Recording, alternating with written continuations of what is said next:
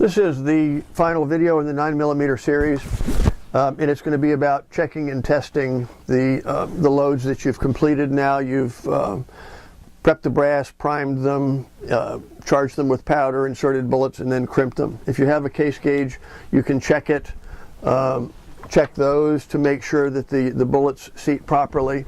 If you don't have one, you can always take the barrel out of a handgun and actually use the chamber on it as a chamber gauge. At the range, you can safely load a magazine and cycle the rounds through it to see how they cycle, although you'll get a better idea of that when you're actually firing it. At the range, I follow a very specific pattern of testing procedure that I've established on my own. The very first thing I do is I load a single round and I fire it. I want to check three things initially. One of them is I will always shoot it over a chronograph so that I get the velocity of that bullet so that I can compare it with the manual data. The manuals are developed using extremely rigidly controlled testing procedures, practices, and equipment. So the dimensions of your chamber and barrel aren't going to necessarily be exactly the same as what was in the testing facilities, but it's going to be close. It's going to be within industry standards. So if the load data, for instance, for this load with our 4 grains of unique said it was anticipated to shoot at 850 feet per second, and you were shooting 830 or 870, you're in the right ballpark, and you know that your load data and your reloading procedures, practices were accurate because you're in the right ballpark. If it's 1100 or 600, then absolutely stop what you're doing after that first round to make absolutely certain that you know why you're so far off before you proceed. I wouldn't even shoot up the rest of that ammunition until I found out at that point.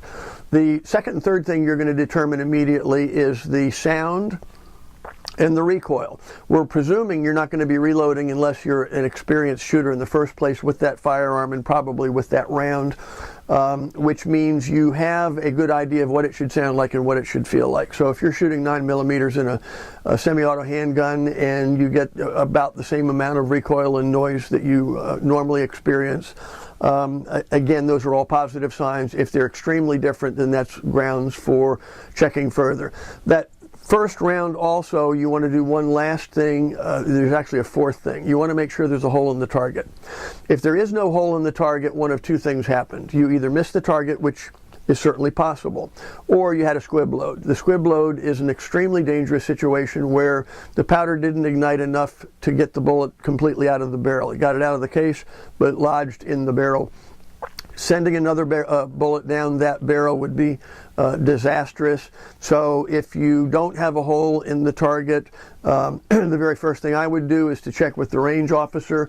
I would make sure that the gun is completely disassembled and safely checked to make absolutely certain there isn't a bullet in the barrel. Now, the credible reloading manuals from the major bullet manufacturers and powder manufacturers are that conscientious that you should never have a squib load with a minimum load data provided in those books. However, there is a possibility, especially since you're brand new, that you did something wrong, that you weighed the powder wrong, or somehow got too little powder in there, or somehow created a squib load. So clearly, having a hole in the target is one of the things you want to check. Now, the last thing you want to check here, and we're assuming everything went fine. It sounded right, it felt right, you got a hole in the target, and you got reasonable velocity, so you're happy to proceed. The very next thing I do is test the amount of crimp I put on those bullets. You recall, in our crimp video, we put a light crimp on these. The way I would test that is to load a magazine in its entirety, put it in the firearm, chamber around, and fire it. Then I would remove the magazine from the firearm. I would remove the rest of the cartridges that are unfired from that magazine, and I would measure them with my caliper. Remember, the overall length was supposed to be 1.060 inches. Recall also, we randomly check these so that we know all of our loads are within a thousandth or two of that correct length.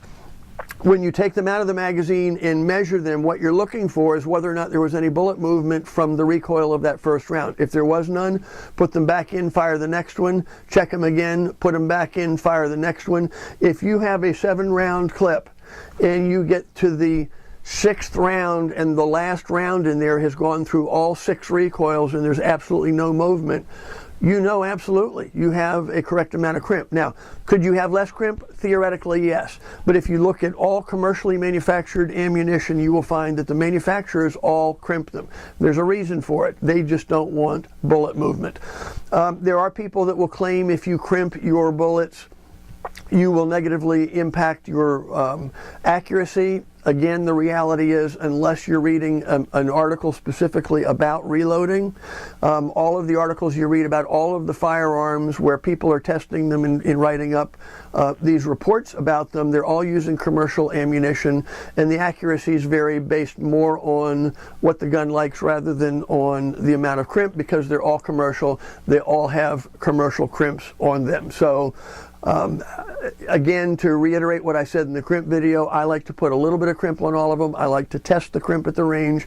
At that point then, I will have recorded all of the data with regards to my load on my box. When I finish reloading, I'll have the quantity, the brand of cases if I've sorted them, how many times I've reloaded that brass, the primer, in this case the CCI 500 primers, the 4.0 grains of unique, the half crimp Lee crimp.